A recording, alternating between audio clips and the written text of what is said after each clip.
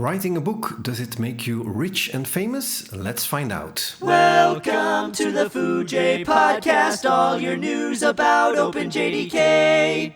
Let me share a personal story. About 5 years ago, I started experimenting with Java on a Raspberry Pi and blogged a few articles about it. But the more I experimented, the more I wrote down, and eventually I had written a book. I worked on it for 6 months in a row, every evening and a lot of weekends. But the moment I received the box with my author copies was an incredible feeling. Holding a paper book with your name on it is a very special moment. Fast forward to now, the 1,000 paper copies are sold out. I have the last 10 copies in case you still want one. But as I self-publish the ebook, it's still for sale on Leanpub and I keep updating it.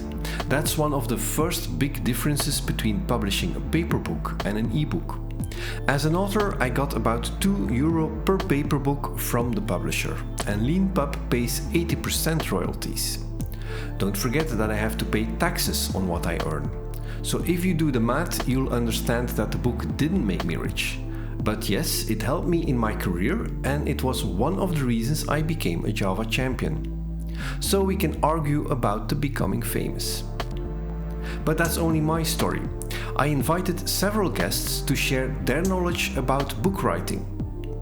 Marián Varga is finishing a book and tells about the process of publishing a book with a publisher. Wim Deblauwe wrote a few books and has a lot of experience with self-publishing. Len Epp is the co-founder of Leanpub, so he can tell us a lot about ebooks. And we start with Trisha Gee, who wrote a lot of books. Hello, I'm Trisha Gee. I am a published author. I'm a lead developer advocate at Gradle, but I've also written, as you can see in the background, I co-wrote Head First Java, 3rd edition, co-edited 97 Things Every Java Programmer Should Know, co-wrote Getting to Know IntelliJ IDEA, editions 1 and 2. And I'd almost forgotten, ages ago, published a collection of my blogs on Leanpub. What's your motivation for writing? I would like to say is to have a side income stream of, nice passive income. The thing is it is a passive income, but it's a lot of time and not a lot of money that comes in. It's just one of those things, isn't it? You want to have your name on a book, really. It's almost a vanity thing, really. It's cool. It's nice to tell your friends and family. It is helpful for the career as well, though. People do take you seriously when you're like, I wrote a book. They think that's really impressive. And it is, because it takes a lot of time. But it's not quite as lucrative as you might think it might be. Yeah, so you answered immediately my next question. Did you become rich from the books? No. It's a non-zero amount of money. Head First Java makes the most amount of money, and yet my percent of royalties on that is the smallest, because I am a co-author on the 3rd edition. So I get, like, percentage-wise, I get a very small percentage, but Head First Java is probably the best-selling Java book, like, ever. So that's actually one of the reasons I wanted to be involved with that, because it sells a lot of copies. So that does pretty well. 97 Things does okay. And the IntelliJ IDEA books do better than 97 Things, because, again, my percentage is a bit higher on that, because we self-publish, but it doesn't sell as many copies because we self-publish. So there's an interesting balance you have to get between, like, using publishers where you get a smaller percentage but higher distribution, versus being self-published where you can take a larger percentage but you have to do more of the work in terms of marketing. Is that the biggest difference between, so you have experience with both. You have done publishing through a publisher. You've done publishing through Leanpub, self-publishing flow. Biggest difference, is it marketing, that if you use a publisher, they have a wide reach? I mean, it's everything, isn't it? So it depends a little bit. So at least I can compare Head First Java and 97 Things. Those are two quite different books. Well, I was using the same publisher. They're both with O'Reilly, and the same person who was the publisher at O'Reilly who helped us as well. But the process is a little bit different, because Head First Java is very specific. And when you're writing Headfirst Java, you do a lot of it yourselves because everything's done with InDesign. And if you've seen the Headfirst books, it's all like how it's drawn and laid out. And so as an author, you actually have a lot more control over how the pages of the book look than you would with something else. With 97 Things, which is a more classic book, you don't really have to worry about a lot of things. In fact, we were editors, so we collected other people's stories. Kevlin and I both had 3 of our own essays in there, but then the rest of our job as editors was to go out, find people who are going to write something, gather that, do a certain amount of editing of that, and perhaps go backwards and forwards with the individual writers to kind of get them to tell their story better. And then the publishers take care of everything else. They like put everything together. They do an index. They worry about like what size the book is going to be and all of those sorts of things. They do all of that. The only thing you really have to worry about is you get a chance to look at the page breaks and make sure that code doesn't break weirdly over the pages. But really, there's not very much more to do there. And they set up certain amounts of, like we're talking about publicity and stuff like that. They set up certain things in terms of promoting the book with podcasts and things. Although O'Reilly don't do a lot of that. I spoke to Ken Cousin, who published through, was it Manning or Pearson? I think it was Manning. Oh no, Pragmatic Programmer. And they do more in terms of finding opportunities for you to promote your book and things like that. But like O'Reilly has the O'Reilly Learning Platform. So if your book is on the O'Reilly Learning Platform, then you don't have to promote it. It's just there. And lots of these organizations already have access to that. And then you get royalties off people who read it on the O'Reilly Learning Platform. So it kind of depends. Like when you're doing self-publishing, you have to do so much more yourself. So we did not, even though Helen, my co-author, is a licensed index person or certified indexer, we didn't do an index for getting to know IntelliJ IDEA because indexing is a lot of work and publishers can do that. What else? We had to get the front cover design sorted, find a graphic designer for that kind of thing. We had to decide on the size of the book. So with Getting to Know IntelliJ IDEA, we published it first through Leanpub purely as an electronic book. And in the end, I realized that I didn't feel like I'd done it until I had a physical copy of the book. So we use KDP to publish on Amazon. And the KDP thing is different again. So Leanpub, you can decide on the size because you publish it to a PDF, so you have certain control over that. But like when you publish a physical book, even when you self-publish, you've got more to worry about. You've got way more to worry about in terms of sizing. Like we had to go backwards and forwards with the designer on how the image wraps over the front cover and things like page breaks. When we've got a hard copy and a soft copy of Getting to Know IntelliJ IDEA, and KDP doesn't offer the same physical size for soft copy and for paperback and hard copy. So it takes about 3 weeks to like go through and find out where all the page breaks should be because I'm using ASCII Doctor and it doesn't automatically page break the way you want it to. And I had to do that for both the paperback and the hardback. And it was exhausting. So you have the writing process, which gets simpler if you go through a publisher. But if you self-publish, you indeed need to handle a lot more. But you can also learn a lot more. So you learn about marketing, you learn about the publishing process. So it depends a bit. Yeah, it's software. It depends. It depends a bit of which path you want to take, correct? Correct. Yeah. And I go backwards and forwards with the IntelliJ IDEA book. Helen and I are both developers at heart. And when we want to sell more of it, we are tempted to change it, make it better, improve it. And that's not what you have to do. You just have to keep marketing it. And it can be really exhausting to just kind of be on social media every 3 minutes going, don't forget to buy my book, and it makes you a very tiresome person to follow on social media. So we, every now and again, because when you publish through Leanpub, you retain the rights for the book. So you can then take that book to a publisher and say, can you publish this? It's doing pretty well, but like, we'd really not like to have to do the marketing anymore. And so every now and again, I think maybe it would be easier if we just used a publisher for this so that we could get it. We really would love it to be on the O'Reilly platform, for example. And we would love for someone else to keep tweeting about it every 3 minutes instead of us. And I know indeed from experience, so publishers have a backlog of ideas, of books they want to publish. And in most cases, they don't have a writer, an author yet. So they are actively looking for authors. So people who are interested to write a book, they can actually ask publishers, which authors are you looking for? Yeah. And it's very challenging right now because, I mean, for some time, the publishing industry has been changing with ebooks and so forth.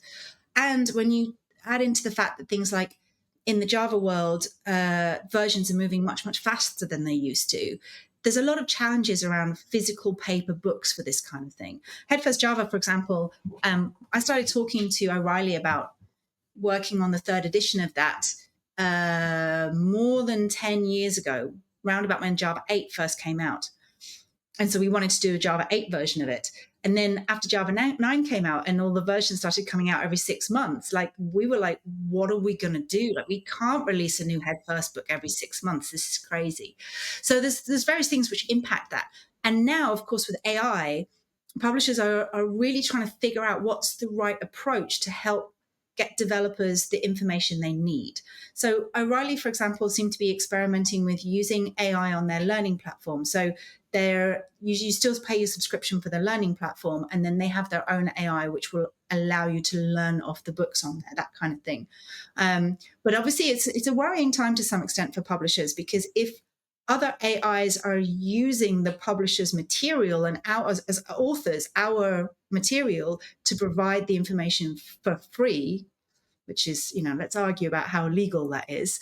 There's a lot of challenges around asking someone to pay $50 for a physical book when, you could be asking one of the AI platforms, like, just tell me what I need to know about IntelliJ.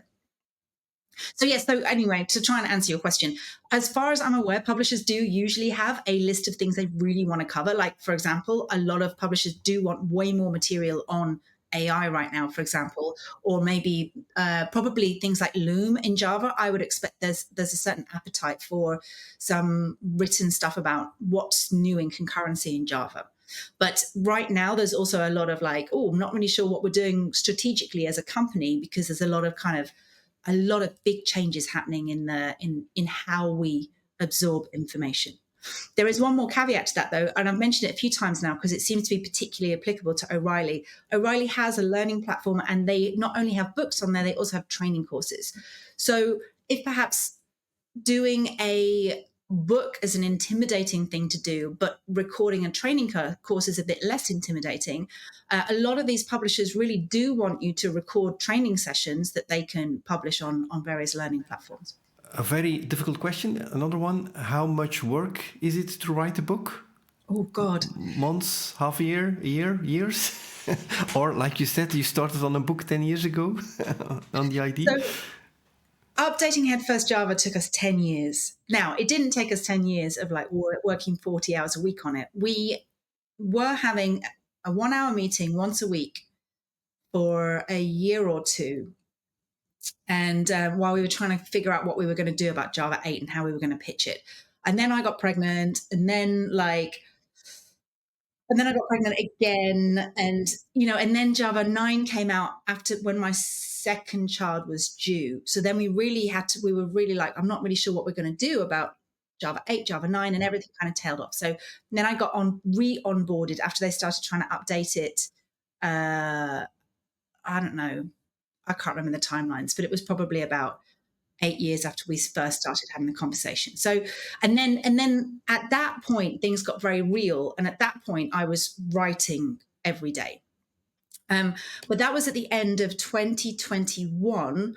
And I was already halfway through writing the IntelliJ book. And I'm like, I can't write Headfirst Java and IntelliJ and have a day job at the same time. It's not possible.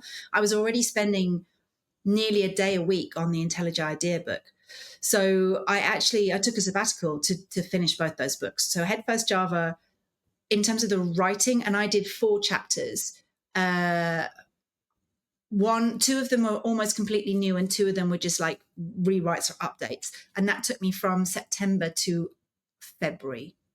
So that was a lot of time. And that's writing, getting technical reviews, getting feedback from Bert, who's one of the other authors, and getting technical critical reviews from the two reviewers as well, and kind of going backwards and forwards. So that took 3-4 months, something like that. And then getting to know IntelliJ Idea, it took us 2 years, which is crazy because we picked the topic because it was something we knew. Like, I have a lot of that information in my head, and Helen is an excellent writer, and she did a good job of kind of helping to structure the content so it makes sense to a lot of new beginner learners and even existing users. And I'd already been through the process of writing a couple of books, so I kind of knew what we needed to have in the book. And it took us 2 years. And one of those years was 6 months of me working on it full time. It was a long, long process. Part of that was getting the structure right and reworking things. We probably reworked it 3 times. And I think here a publisher probably would have helped, because a publisher would have been like, you know what, in order to fit into the way that we do books, you're going to do this, you're going to do this. And we would have had some of those conversations much earlier and had less rework. Some of it was because like a couple of sections needed to be redone after they changed the UI for various things, because it took us so long to write the book. And then the thing which took about 2 months was screenshots, because the book is very much intentionally tutorial driven and very graphical. And I started the screenshots in July, and I think I finished them in like September. I think not a lot of authors write on their book during their job. It's really a side job for most of them. And I can't do that because I have 2 kids under the age of 10. It's just not possible to do that.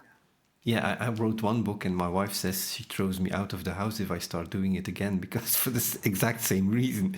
Yeah. It takes so much time.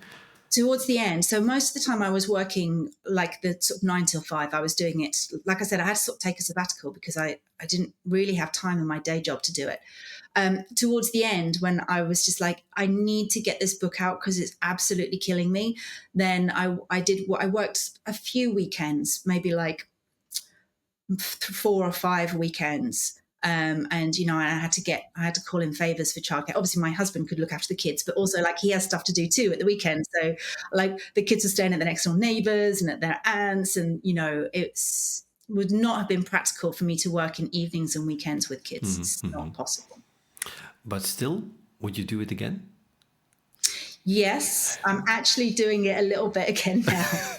This is why I keep talking about the O'Reilly Learning Platform as well. So, people keep asking me for training courses based on the IntelliJ Idea book, because that's what people really want. Whether they want in-person training courses or like a video course, it lends itself very well to that kind of way of learning.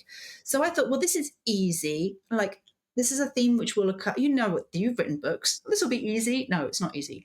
This will be easy. I already have a book. I have the tutorials. What I'm going to do is I'm going to step through the tutorials, create a script. I'm going to record them on video, and then so I already have somewhere where I'm going to publish and sell those training courses. And then as I was doing it, I was realizing that what kind of worked in the book in terms of having stuff which works for beginners and professional developers, more or less, the balance is kind of okay in the book. In a tutorial or a training course, you can't really do that because you need to be much more directed. You have to be like, either you don't know anything, I'm going to tell you everything, or you know all of these things, so I'm not going to worry about any of those things. So as I was creating the training course, it very quickly became clear to me that it needs to be 2 different training courses. One is Introduction to IntelliJ Idea for people who've never used it before and might not even have programmed before. And the other is something like Productivity with IntelliJ Idea for professional developers. And based on more or less the same stuff and based on the book, but these will be 2 different training courses. So that means that I need to spend, and I have a day job now. So now I'm kind of spending Saturday mornings, Sunday afternoons, outlining what the training course looks like. I've finished the outline for the first one. Now I'm going to have to start recording the video for it, which is going to take time. Like, even though the material is there, it's like writing the book. And it's worse than writing the book because I can't just turn up in my pajamas and write at 5 o'clock in the morning, which I did used to do, you know, and you can't do that when you're recording a video. And then off the back of all of this, I thought this is what it's like to be in the brain of an author. I thought maybe we did the book wrong, which we probably didn't, but maybe we did the book wrong. And if not wrong, then certainly this introductory course could, now I've got a very strong structure with a lot of, I've actually written out a lot of the stuff I'm going to read on the teleprompter. This is basically another book. So I am hoping to probably launch it as another book later. Like this is like IntelliGIDEA for beginners. Yeah. The thing that scared me, and it was just this morning, I was looking at it going, I don't want to do all the screenshots again. It's just really painful. Can AI not automatically do that for you? I mean, I think there are tools that might be able to do that. So, and also you can use things like, because I have to drive the UI, I need to be able to use a plugin which can kind of drive the UI and then like take screenshots. But if I can do that, then it'll make it a lot easier to also update them for as the UI evolves. And so a third edition could have, you know, the same screenshots, but just a more automated process to get them. But it's painful.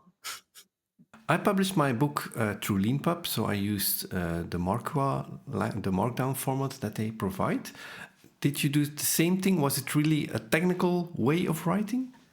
When we first picked Leanpub, we went through, like I said, this will be now, this is 21, so this is like 4 years ago now.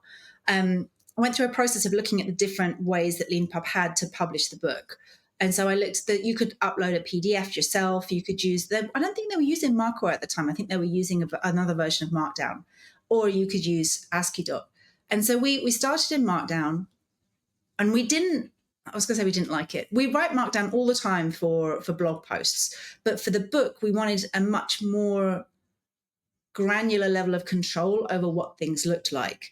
We wanted to be able to do stuff with the headings and various things like that. So we ended up using ASCII.dot, and we used a process which Josh Long told us about in order to build the book and things like that. It got a bit long and complicated, which we simplified in the end. But the whole point was we wanted to be able to write in IntelliGIDEA. We wanted to be able to use Code with Me so that we could pair on it.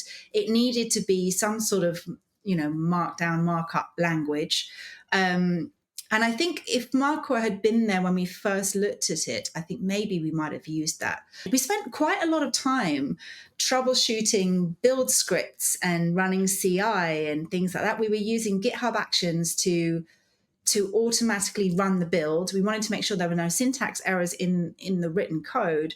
We also had code samples, which were running in GitHub too. And we were using a process that Josh had created to allow us to pull the code samples from other repos so that we knew all the repos were compiling and that our readers could get the code from different repos. It was surprisingly technical. And I found myself debugging the build process because at one point, I mean, GitHub just kept running out of free time and free space and free, because we were using a free tier. And I found myself debugging the build process because it was taking 20 minutes to build the book. And I'm like, I can't wait 20 minutes to find out if I've put, you know, something in the wrong place.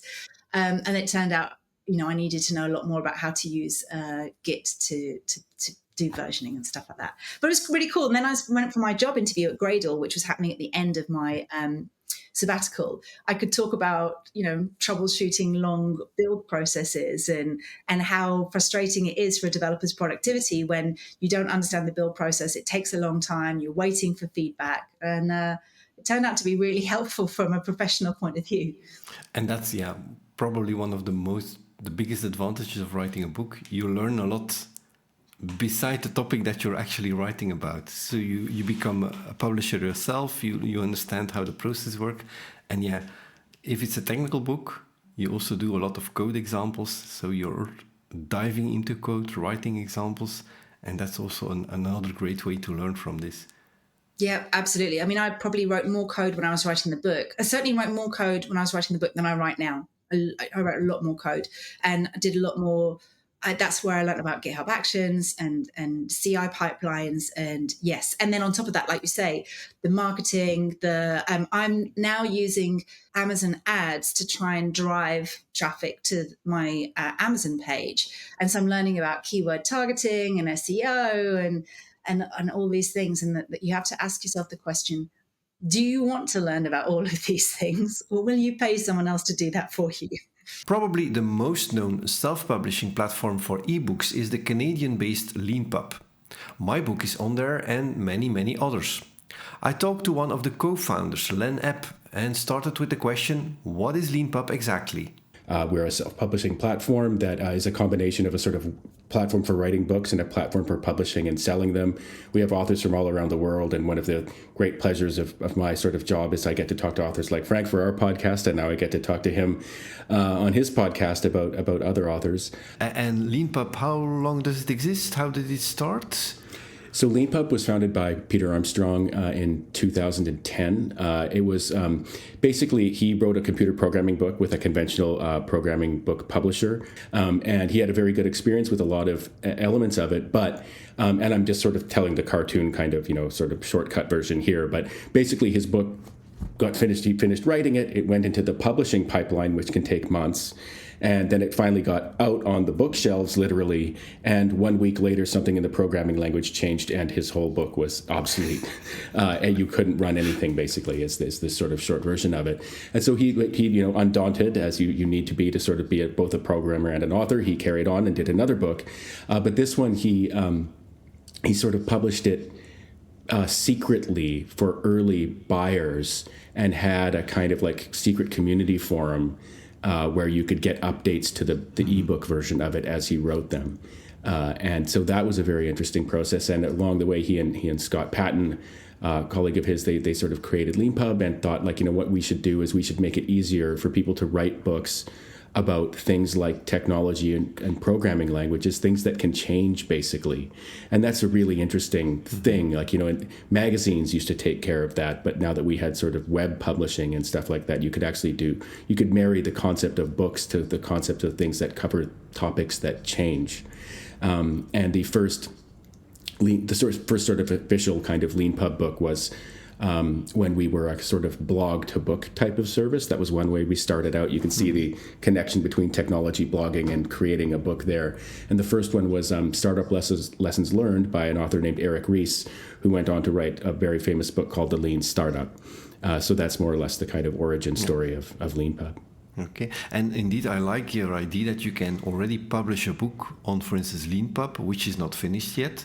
If you let your readers know that it's not finished yet, you can already start selling it and get feedback. I did exactly the same. So my book was already available on Leanpub as soon as I had a few chapters of the 12 I think I scheduled, which is a great way that you already get some feedback. Are people looking for this kind of book? Am I on the right track with the things I'm writing? So Leanpub helps you to do that. And what I used is I wrote my book in Markua, which is your version of Markdown. Markdown for books, yeah. Markdown for books. I published my files on GitHub and let Leanpub get those files and generate the ebook and the PDF. Is that the most used approach at Leanpub? No, actually, it's not. Although it is our recommended approach. Mm-hmm. So if you know how to use Git and GitHub, we definitely recommend using that writing mode on Leanpub. If you're writing a book, it unlocks all the incredible value that comes from the world's best, sort of versioning system that there is for writing text, which is what computer programs are, and all kinds of collaborative opportunities and things like that. Like we've had programmers who've never met each other write a best-selling book. Just taking shifts in different time zones, but doing GitHub pull requests and stuff like that. So that's the GitHub writing mode is our recommended writing mode for programmers and people who know how to do it. But our most popular writing mode is our browser writing mode, where you just write in the web browser. So it's still plain text. It's still in Markua, which is our Markdown for books kind of syntax. The two reasons that's our most popular, I would venture to say, are A, it's free. And so you do have to pay a little bit to use the GitHub writing mode because there's just, complexity of using third-party services and things like that. So the browser mode is free, but it's also right in your browser. So you don't have to know how to use GitHub in order to write that way. You can just sort of, click a plus sign to create a new chapter, hit the pound sign to create a new chapter heading and just get typing away. And then all of the other features that you use in Leanpub to publish your book, to publish a new version, to contact readers about a new version, setting the pricing, things like that, that all happens in the browser anyway. So you're already in the browser. So that's the most popular one because, believe it or not, most people don't know how to program. And for them, learning how to write in plain text in itself, it's funny. I mean, our internal joke, or the joke in the wider book writing world, I guess, is like everybody knows how to use Microsoft Word, but they're afraid of plain text. And one of those is actually far more scary than the other. Yeah, indeed. Yeah, and I as a technical writer and a software developer, I do love that. Yeah, writing a book is actually writing code. Markdown format and just using it. What you said is so everyone can use Leanpub for free. So you can generate from your sources or from what you do online as a PDF. So you don't have to sell the book that you generate with Leanpub on Leanpub. Isn't that a bit against your own shop that you're promoting your tool as it's the best tool to write a book? And then go wherever you want to sell it? So what you can do is you can sign up for an account on Leanpub. You can write a whole book on Leanpub. You can use all of the sort of like book writing features that we have. You can click a button and produce a PDF and an EPUB. From that, you can even click a button and produce a print-ready PDF output format document that you need for going on sites like Amazon KDP and Lulu to create print books. You can do all that for free. We do have paid now, so with respect to the business interest, we do have paid accounts. So like that's the sort of free version. Then there's the standard version, which you have to pay a little bit for. There's a pro version, which you have to pay a little bit more for. We have monthly and annual and then lifetime plans for that. So there's a certain number of people, a certain proportion of people who sign up for the free thing and they go up to the paid tier for a little while if they need some of those paid services. For example, Google Analytics, that's if you've got your book published on Leanpub, you might want to pay for that. But the basic idea from a sort of self-interested view is that if you're writing your book on Leanpub and you're publishing it elsewhere, all you have to do is go click that publish button and your book is up on our website and you're making 80% royalties on every sale. And that is basically going to be higher than anywhere else that you're publishing your book to, probably quite a bit higher. Like on Amazon, it varies from, I think, like 35 to 70% or something like that. Book self-publishing platforms, I think someone will hear this and they'll go Google it for 2 seconds and find an alternative. But like, we're basically the only one that does higher than 70% or so as a self-publishing, dedicated sort of book website. There are, of course, the super pro kind of content creators who go on Gumroad and things like that, and they might never pay us a dime, but if they're using Leanpub for their book publishing and writing things, we're a part of their content creation world, and that's very important to us. And we're happy to provide them with a service for free that they can use to go make money elsewhere. We learn something from every author that uses Leanpub anyway. If they have a problem, they can contact us and we can improve our service. So everything's good for us if people use our site, even if they don't pay us or don't publish on our bookstore. Yeah. I think you said the magical word about Leanpub is the 80%. So if I sell a book on Leanpub, I get 80% of the royalties, which is huge. Believe it or not, there are controversies in the book publishing world, particularly around, what books cost, how much the publisher gets. There's very much less controversy about how much the author gets than there should be, but that's exactly what you're describing here. You go into a conventional bookstore in the past and you pay 40 euros for a book. And if the author's getting 2 euros from that author had a good deal in the past. 38 of your euros are going elsewhere. In the conventional situation. Obviously, ebooks, cost less to produce and distribute than print books do, which is one of the reasons that ebooks typically pay authors a higher kind of royalty rate than print books do. But, mentioning the other great thing, the fact that you can update your book anytime, the fact that someone can it's pretty magical in the world of books, right? That you can publish a book and someone can email you and be like, there's a typo on page 72. And you're like, oh, thanks. And you can go, if you're using something like Leanpub, you can go fix it on GitHub, and type the publish button on Leanpub, and within a minute, everyone around the world can download the updated version of that book with the typo corrected because somebody sitting on a beach in Thailand noticed it and decided to send you an email. So that's amazing. And yeah, with respect, going back to the pricing thing too, these connections between authors and readers that are enabled by the higher royalty rate actually are very interesting, at least to me. So on Leanpub, when you pay, you choose what to pay. And we show a pricing slider. So it starts at a suggested price. You can slide it left to the minimum price that the author set. And then you can slide it right if you want to pay more and support the author more. But underneath that, we show, we might be the only site in the world that does this. Again, please Google it and find the alternatives. But we show an author earns slider as well. No one else does that, because if you went into a bookshop and you were like, pay 40 euros, the author will get 2 euros. You're not going to show that author earns 2 euros from your purchase, because you're going to be starting asking all kinds of questions about where else does the money go. But since Leanpub pays 80% royalties, like we had people, as soon as we did that, and that was like 10 years ago at least, people started paying funny prices, and we're like, why are they doing that? Oh, it's because they're dragging the author earn slider, and they're like, yeah, I want to give the author $10 for this book, or I want to give the author $20 for this book. And then what the actual price was, $12 or $24 or something like that. So people decide how much they want the author to get for the book. And believe it or not, there are people who will get a book for free if it's got a minimum price of free, and come back and pay for another copy later if they're like, oh boy, this is a really good book, the author actually deserves some money for this. So they'll buy a second copy for a higher price as a kind of tip. Yeah. And now I understand why I indeed got some funny sales prices on my book.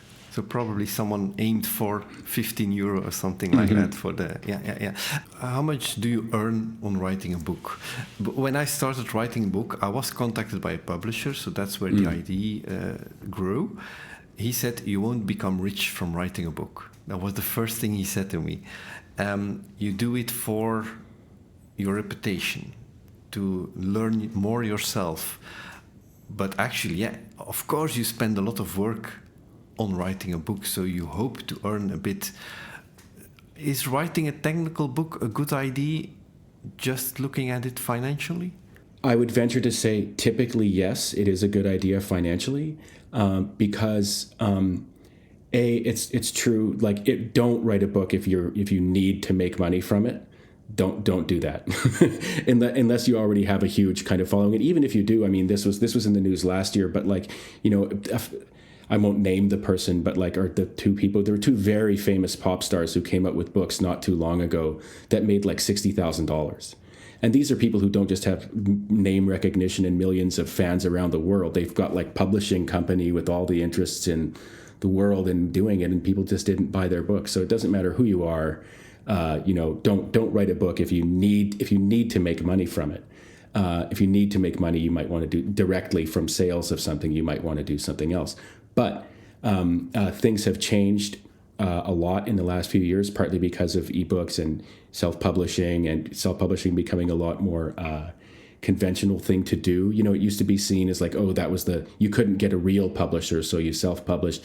Those days are there's still some 10% of people who feel that way, but those days are basically behind us. Everybody knows the idea of like producing something that people want to consume, to use the sort of, not the most nicest term in the world, but like, if you make a video that people want to watch and it's 10 seconds long, they're going to like it, and you're going to maybe be able to make money from that. If you write a book that people want to watch or want to read, you've got a global audience now that you can do that from. Writing a book will hone your thinking about whatever you're writing about. Writing a book will prove to other people that you know what you're talking about.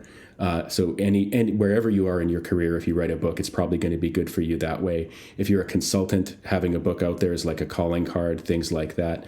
But the thing is, you can make anywhere from zero to hundreds of thousands of dollars writing and publishing even a technical book. Some of our most popular books, you wouldn't like, in terms of money earned, you wouldn't know it by looking at them. But like, these are the kinds of, if you write the kind of book that there's people out there with a budget who need it, and you have any facility whatsoever at reaching them, you actually can make a kind of decent amount of money from a Leanpub, from a self-published book nowadays. But yes, if your publisher's paying you $2 on or €2 on 40 euro sales, they're definitely correct that you're not going to be making a lot of money. If they said $36 or if they said $32 of a 40 euro sale, the math changes a lot. And when you think about all the other benefits that you get, if you can write a book and you can if you think about it, if you write a book that's worth $20 and you can sell 5,000 copies, you've made 80 grand on Leanpub. And making 80 grand with a book in the past would have been very, very difficult.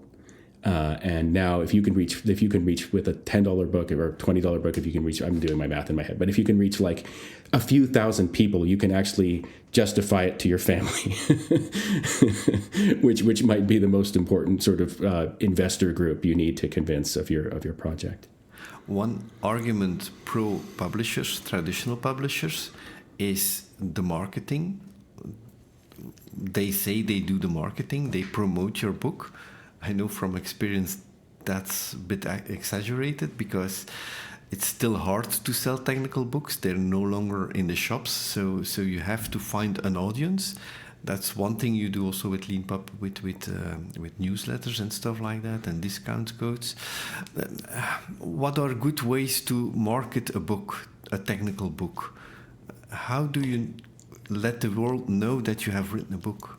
As hard as writing a book is, as time-consuming it is, and as hard as it is, I should say, to write a good one, at the end of all that, you've still got to go out there and get eyeballs and wallets, basically. And that's a different, whatever you wrote about your book about, almost certainly that's a different skill from what it took to write your book. And every author faces this.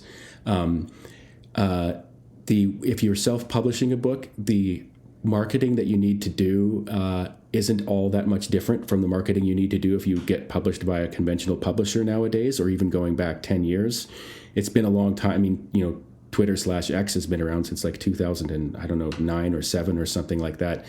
And like when that kind of platform took off, authors, even well-known authors, would walk into publishers' offices, and the publishers would be like, "What are you going to do to market the book?" And they're like, at a certain point, what do I need you for? The number one thing is to write a book. You can't sell a book that you haven't written. So that sounds silly, but like actually it's true. Have some content out that you're trying to sell. Give it an expressive title. Is the conventional kind of wisdom as well. Explore the titles of other books in your area that are currently kind of selling well. Make the title searchable is important. That might sound obvious, but it's actually kind of tricky. The other thing is that you want to, if you're on a platform like Leanpub, you'll have things at your disposal like coupon sales, for example. So on Leanpub, you can create discount coupon links. So what you can do is then you can go on social media and you can be like, hey, for the next 24 hours, 10% off my book, or 50% off my book, or something like that. So once you've got your book written, once it's been published, once it's got a good title and, by the way, a good cover to give people confidence that it's good, setting your price at a level where you'll be able to set it at a discount and make money, that's something to keep in mind. That like the headline number, you might not actually expect to sell a lot at that amount, but if you can tell people 50% off, with this discount sale or something like that, that's a really tried and true way of selling books and getting attention. Another really important thing, if you're writing a technical book, is to try and sell it at conferences. Basically, you want to be you don't want to be spamming people. You don't want to come across as sleazy or anything like that. If you've written a really good technical book and you're talking at a technical conference, you're not sleazy. Don't worry. There's no way you are at that point. And but using for example, what you could do is you can offer the book at a discount to the conference organizers and say, like, I want to give everybody at the conference 50% off my book or something like that here, like for free. I'm not going to charge you, the conference, to give this swag away. So you can do things like that. Having this is sort of like, I speak from experience, hard to succeed at. But if you have a popular YouTube channel, using that, like breaking down your book into different chapters or even different like 30-second short segments, and just getting comfortable being in front of your computer or whatever device and doing short segments and publishing. Like if you've written the book, you can probably break it down into like a couple hundred short little 30-second videos. And if you just publish one a day, for a year or something like that, that kind of thing can really help get you attention, because people might not buy it on the 10th video, they might not buy it on the 20th, but they might buy it on the 100th kind of thing. So write the book, number one, publish it, have a good title, have a good cover, and set the price at a level that you can offer people discounts, and try selling it to conferences. You can also try, this is a little bit trickier, but like you can try, make sure that you make a kind of team edition. So like buy 10 copies for your team kind of thing, which is also something that you can do on Leanpub, sort of set up multi copy discount packages kind of thing. So those are the most important things to do. Yeah, definitely. And then just remember that like you're going to have to do the marketing. It's no fun to hear that, but you are going to have to do it yourself. And that also highlights the point that writing a book is actually not only writing. It's indeed, you become a marketeer, you become someone responsible for handling the payments. It's also a good thing that a service like Leanpub handles all the invoicing stuff, because selling across the world involves a lot of different tax systems and refundings, and so please search for a service that handles all these kind of things, because I driven my accountant crazy with a few Amazon sales I've done across different countries, and each having a different tax system. So I know that is also a very big pain point. So yeah, that's just, I could talk about that forever too. That's a big debate in the self-publishing world. Should you use a platform like Leanpub or Amazon KDP or something like that, or should you just build your own website? And it's like, I can tell you from experience, you might want to handle people asking for refunds, and you might not. You might want to handle all the customer support for your product, and you might not. If you want to be in the world of customer support and payments handling, I am, but you might not want to be. If what you really want to do is focus on publishing your book and building an audience for it and for yourself. Yeah, I think like services like Lemon Squeezy and Polar SH can handle that kind of stuff if you're selling digital goods. But indeed, they solve the same problem, that you don't become responsible for invoices and calculating the tax per country and handling refunding. So indeed, that's a very big if you're already suffering from writing the book and marketing the book, you don't want to suffer from all these other things. Yeah, and that's the value that platforms like Leanpub and other ones provide, right? If somebody runs into a problem with their Leanpub purchase, we've got over 1,200 articles published in our help center for them to search. For example, like we turn every customer interaction into basically a public-facing help document. It's just to pick one example of what we do out of the ether, and that is very hard to get right, because you've got people from all around the world with all kinds of interests and all kinds of states of mind encountering the same problem, and like figuring out how to let them either not encounter the problem in the first place or how to solve it themselves if they do is an art unto itself. And unless you want to get into it, I enjoy it. But unless you want to get into it yourself, you're probably better off with respect to time just letting a platform take care of that for you. Okay. One final question. Imagine I do want to become rich from writing a book. You have a ton of different categories on Leanpub. So I guess technical is probably not the most selling category of them. What other category could I pick to write a book about? So actually, the best-selling books on Leanpub are technical books. Okay. This is partly because historically, Leanpub was, I say I'm the non-technical kind of co-founder. Leanpub was built by programmers, so it was hard for ordinary people to use, which is the kind of one of the sort of like, be a little bit self-critical reasons that programmers write the best-selling books on Leanpub. But it's also because they can be updated, and programmers are accustomed to like, if they can contact the author or something like that and get something fixed in their programming book, they can like hit their goal that they need to get something done by tomorrow more easily. So our model is just very suited to that kind of user. But if you don't want to write a programming book, the next best thing to do is basically it's sort of like business books are basically our second best-selling category, I would say. Things about, obviously sort of coming down from the this sort of like, or coming up with whichever direction you want to go, from programming to Agile and Scrum and all those kinds of frameworks and things like that you might have heard of. But yeah, business books are very popular on Leanpub, and one of the reasons is that the audience for them is people who have it in their mind that, like, if I can read this book, this can help me at what I'm doing and help me make more money and help me satisfy the needs of my customers better, like genuinely improve things for me and other people in the business context. So those kinds of books are the second best-selling books on Leanpub. The another reason too is that since Leanpub is a self-publishing platform, we attract independent-minded people. This might be people who've gone with conventional publishers before, or worked for big companies or something like that. But often a lot of Leanpub authors are people who are like, you know what, I'm going to go my own way, and they become independent consultants. And then having books out on your topic, your business kind of topic and expertise, is, like I said, like, it's a really great.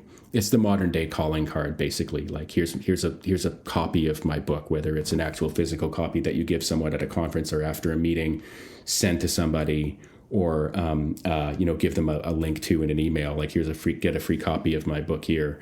Those are the second best in terms of both reach and income. Wim Deblauwe has over 25 years of experience with Java development, and he wrote several books. Let's see what we can learn from his book adventures. The very first book I wrote was a mini book for InfoQ.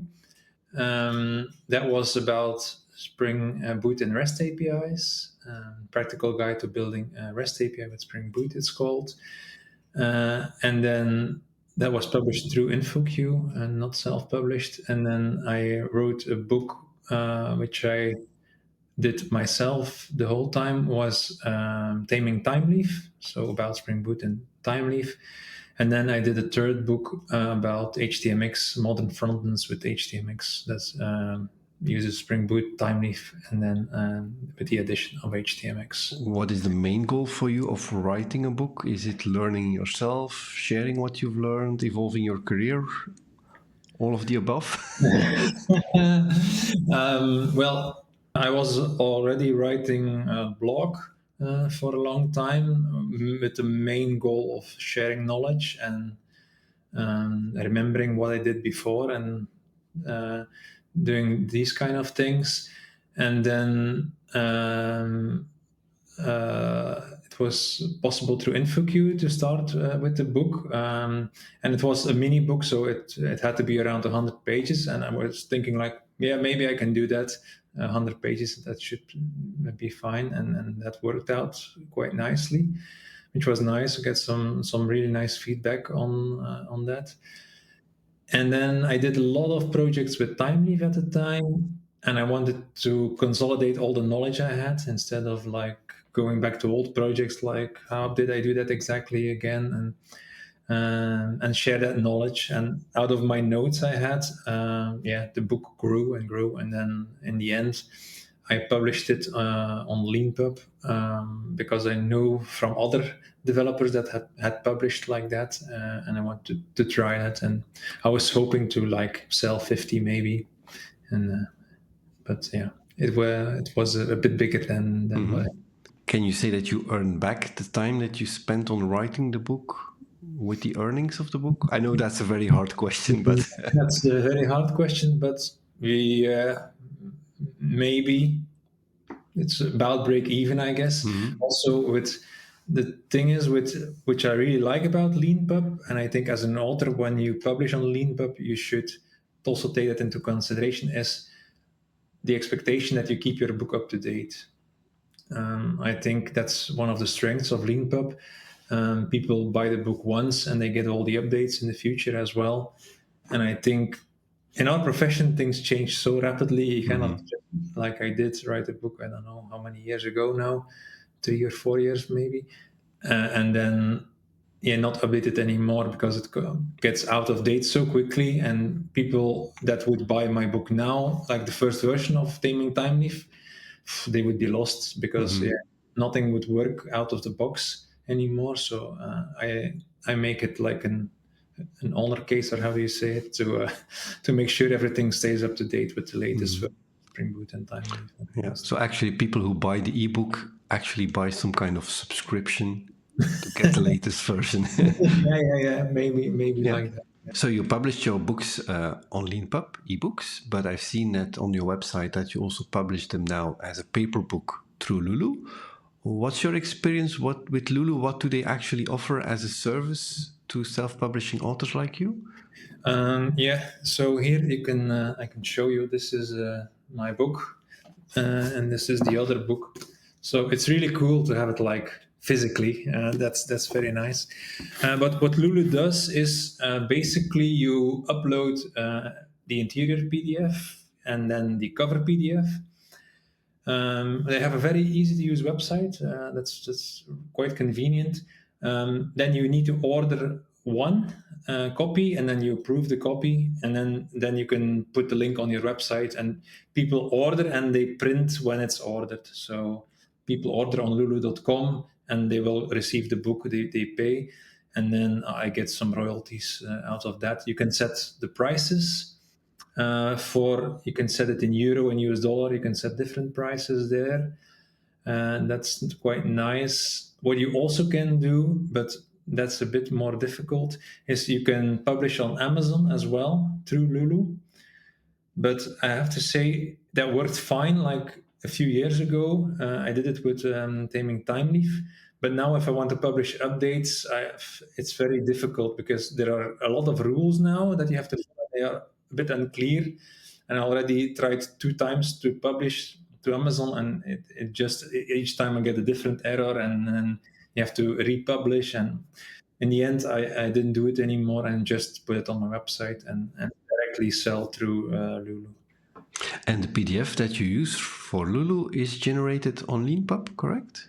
Well, I'm not using the Leanpub markdown system, although probably if you're starting to write a book now, it's probably the easiest, but I'm using AsciiDoc and the AsciiDoctor toolchain, and I generate like my ebook out of it, and I also generate the print version, which is quite nice with AsciiDoc. Like in the ebook, the links are real links, so you can click on the PDF. If you tell it, I want to generate a paper book, then it will create footnotes out of that. So and also the format is different. Like the ebook is A4 format, and this is smaller. This is like a real book. So AsciiDoctor brings that. That's really convenient. As a developer, is it easy to get started with writing? I think it could be easier. I also had to find my way a bit. Now I have a fairly good system, especially with AsciiDoc, where you can insert snippets from the actual code. So what I do is for each chapter, I have directories in my Git repo where I also have my book contents, but I also have like each project at each phase, because Taming Time Leaf is like building a project from start to finish. And then in each stage, I have directories, and then I can include from that directory for that chapter, that directory from that chapter. So that's convenient while you're writing. It's a bit less convenient if you upgrade to a new Spring Boot version, because you have to like update the same program like 10, 15, 20 times because of all the subdirectories. Each have the full project in different states. Maybe things could be a bit easier, but once you have the setup with, I use the IntelliJ AsciiDoc plugin as well. That really helps a lot. You have spell checking there. You have the Git diff. So using Git is really... I don't think I could have written the book if I had to use Word or anything. Especially not keeping it up to date and all these things. I know that there's a lot of time that you need to spend on a book and writing a book. Would you do it again, or are you doing it again already? Well, I now have 3 books already. That's already quite a lot. My intention is to focus more on YouTube to kind of promote the things I am telling in the book to a wider audience. But for now, I don't have any idea yet for a book. So I'm not saying I would never write a book again, but there has to be like the need or the idea. With HTMX, it was just such a nice technology, and I wanted to show people, you can build really very nice things with HTMX. And for me, there it was more like also for myself to learn more about HTMX, and what I learned, I wrote down in the book. And now it's also a nice combination with the Taming Time Leaf, which is more aimed to beginners, and then the HTMX more to advanced people, and people can switch from one book to another. So it's a nice combo there. Did the book in some way, or the books in some way, influence your career? Did you get new jobs, other jobs because of it? Jobs, not so much, but I did get to speak at Spring.io and at Devox, and I strongly believe without the books that probably would not have happened. Marián Varga has more experience with Java development than writing books, as he is finishing his first book. It will be published soon, and he is working with a publisher. So he is the ideal guest to tell us about how to write a book for a publisher with multiple authors. I, together with other authors, are writing a book, Mastering RESTful Web Services with Java. It is about implementing web services or APIs with Java, and integrations and APIs is an important aspect of software development that is oftentimes doesn't get as much attention as it deserves. So with this book, I want to help other professionals to do these things better. We try to go into details on very different aspects of API design and implementation, including testing, performance, evolution of APIs, versioning, maintenance, and so on. So when I started working in software engineering, I also always paid attention to APIs, to integrations, how to put some modules together, basically to combine things that maybe originally weren't planned to be together, but if you connect them, you can get some additional value, you can create some synergies. So that has always fascinated me. And after all these years of my career and experience, I started realizing it's not enough just to code and solve technical problems.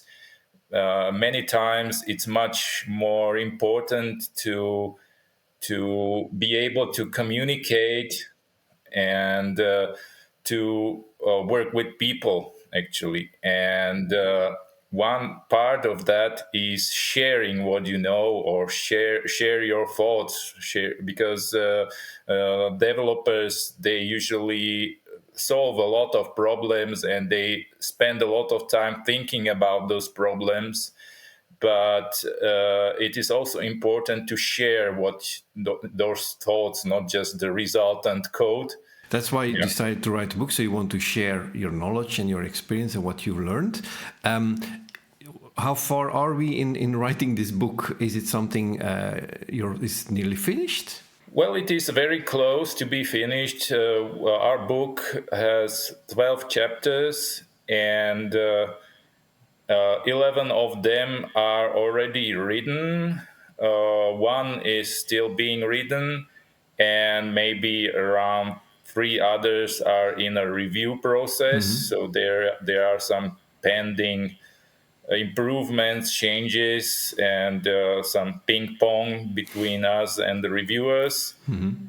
So I'm pretty optimistic about it being finished, but that also depends on the whole process, how fast it goes, because mm-hmm. there are many people involved, so it's not just about me. So you decided to not self-publish, but go through a publisher, and you have different authors. That means that you have a whole team of authors, reviewers, then the publisher who will make a book out of it and really sell a physical book. Why did you prefer to not self-publish? I guess being with different authors is one of them.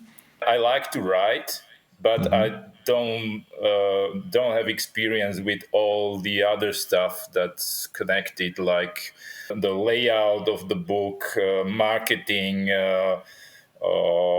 distribution, and all these other stuff. And also, when you're writing a book, you're putting a lot of effort in it.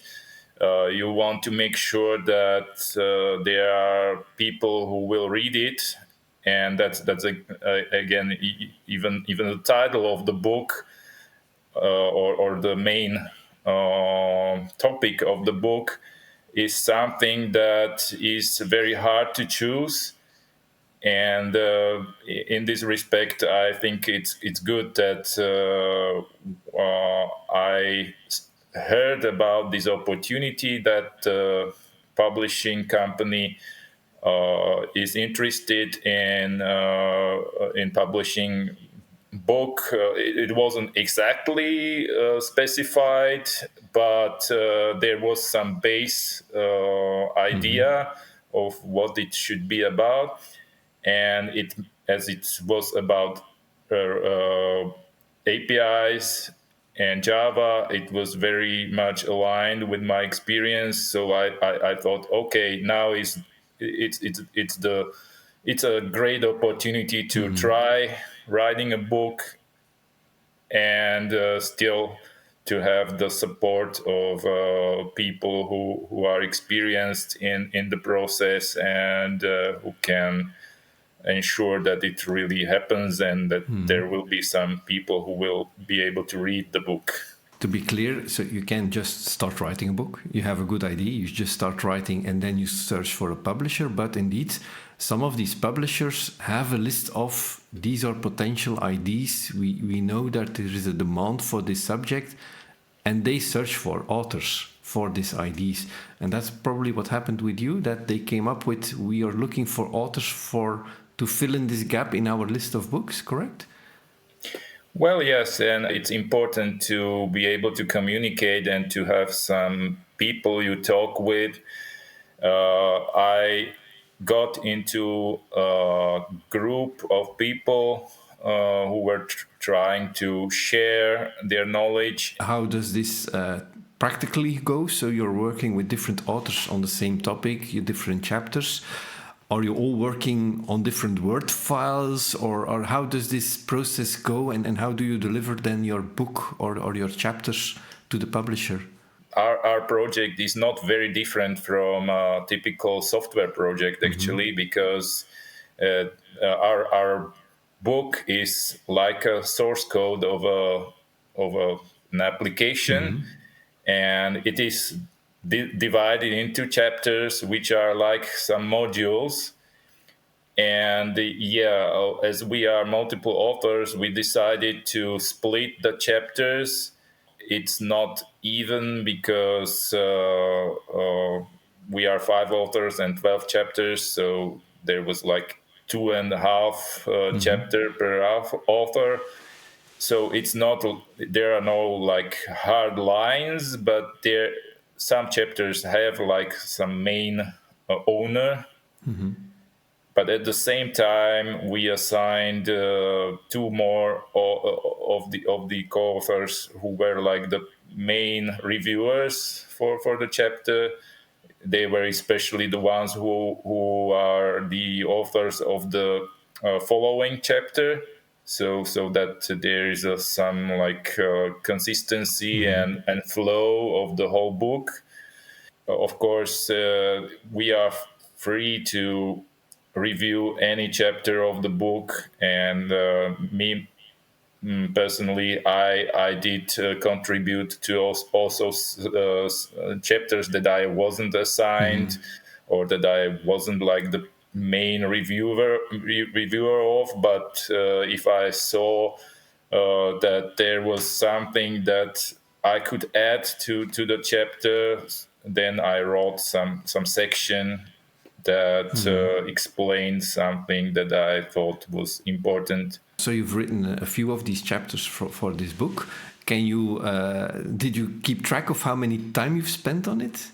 Exactly. When I was writing the chapters that I was responsible for, the amount of time was much higher comparing to the other time when I was maybe just checking what the other authors wrote, or when I was just addressing the review comments from the reviewers. So in this peak period, I spent 15 hours per week on the book, which was quite a lot because, of course, I have a full-time job. So it was a little bit more work than usual, but it was like maybe for total that was for maybe 1 month, and then it was the intensity of work was lower. So when I was creating the content that I was fully responsible for, then it was maybe like a third of a full-time job. So you're working on this book. Yeah, that's something you do by yourself on your own, on your computer. Where do you get feedback of what should be in the book? I created, now it is a mailing list, but it can evolve into something more interactive in the future. But basically, I have this web page called lovetointegrate.com with 2 written as a digit. And there I asked some people to register if they are interested in the topics of integration and APIs. And for those who register, I send a regular mailing newsletter, so to say, where I share what's going on with our book, how it's progressing, sharing some excerpts from the book, and also interesting ideas from the integration and generally connection area. That's because not everything can be in the book. Of course, we had to somehow put some boundaries to the scope. What is your main goal of contributing to this book? Is it just sharing your knowledge? Do you want to advance your career maybe even with it? What is the main goal for yourself of contributing to this book? I do like to share knowledge, but it's also connected to the career because that's what I learned over time, that after you reach senior software engineer level, actually adding more to your technical skills doesn't grow you so much, and it is much more efficient or effective to add more to the skills and experience in the people stuff, in communicating and sharing, maybe also realizing what your focus is, so that you don't chase everything, because it's not possible to go into every detail in every area. So that's also and currently I am working as a freelance developer, and as such I switch projects and I look for new customers, and for that it's also very important to have something public that you can let people refer to show that you have some impact. So that's like connected. That's like natural development of the career for me. That I not only deliver stuff that I am directly paid for, but I also do something extra to be part of a community and to to produce some stuff, some content that's useful to the broader community. I think it's clear by now that writing a book will probably not make you rich, but it will definitely help you in your career. If you want to move on and start writing, then pick the right tools. Luckily, as a developer, you can use a lot of your existing Git and code documentation writing skills and produce a good-looking book by yourself if you want to self-publish. Reserve enough time and make sure your family supports your idea to become an author. Thanks to my guests for sharing their experience. Thank you for listening. Please subscribe to the Foojay Podcast in your app or on YouTube. Keep an eye on Foojay for future articles and podcasts about development and everything related to the Java world. See you! Give me a Foo, give me a J, give me the friends of OpenJDK.